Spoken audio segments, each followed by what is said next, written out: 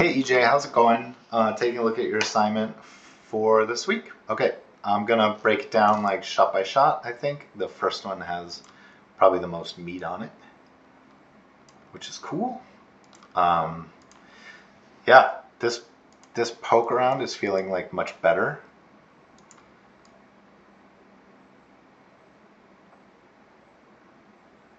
But there is some stuff that's kind of catching my eye about it, and one of the things is like this feels a little mechanical or like it's 100% coming from here, right? The center of gravity here, and this, whatever this controller is here.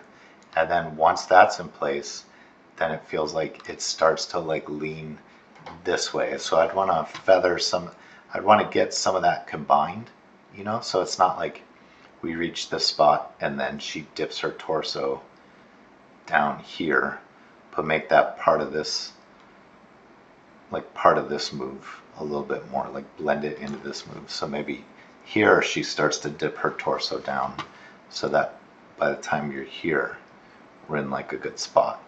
You know what I mean? Um, she is really like far out from the wall, but I'll leave that up to you. But she's really like far forward.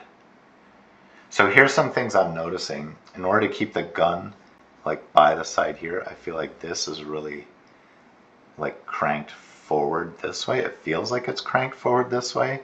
So maybe have a little bit less with, maybe don't rotate so far with the torso. Um, I'm not entirely sure how to fix it, but like if we look at your reference, you know, like if this is the front of your torso and stuff, and this is like your rib cage, we're still like seeing kind of like the front.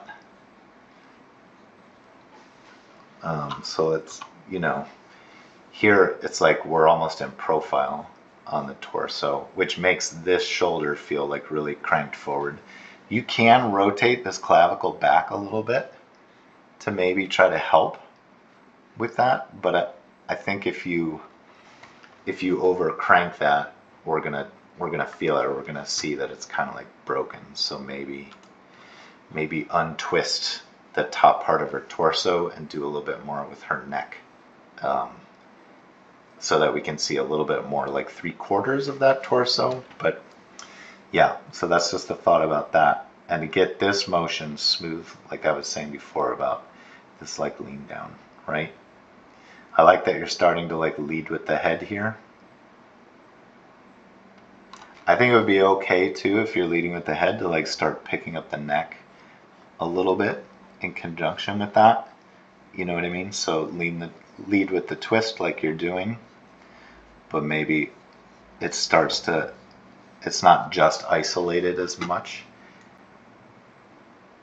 in the head, like we start picking up the neck and then all this comes back. And this is really, that's pretty cool. But at the end here, she like goes up, and I'm not really sure what that is about because she's starting higher up than where she started before.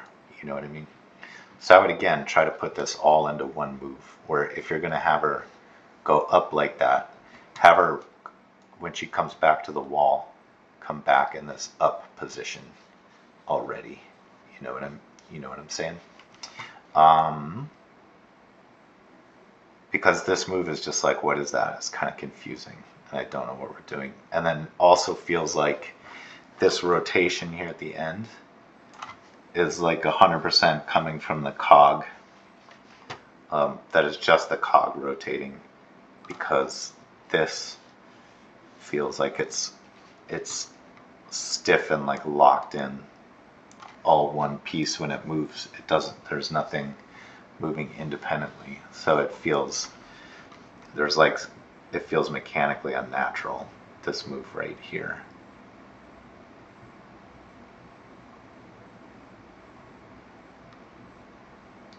We'll have to clean up this big, this feels like a nice wrist angle to have, but it just pops from this, which is what feels like a broken wrist angle, to this. So it needs to kind of animate more.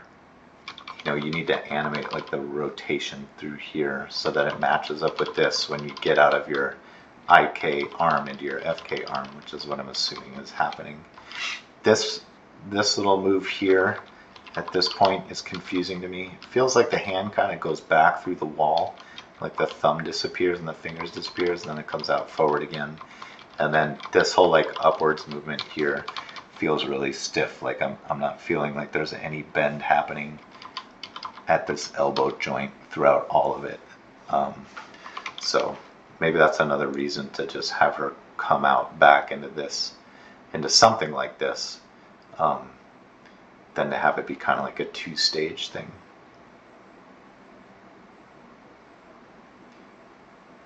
And especially if we could get her back against the wall into a pose like this quicker, you know, you could have her, what would be nice would be to see a little beat here.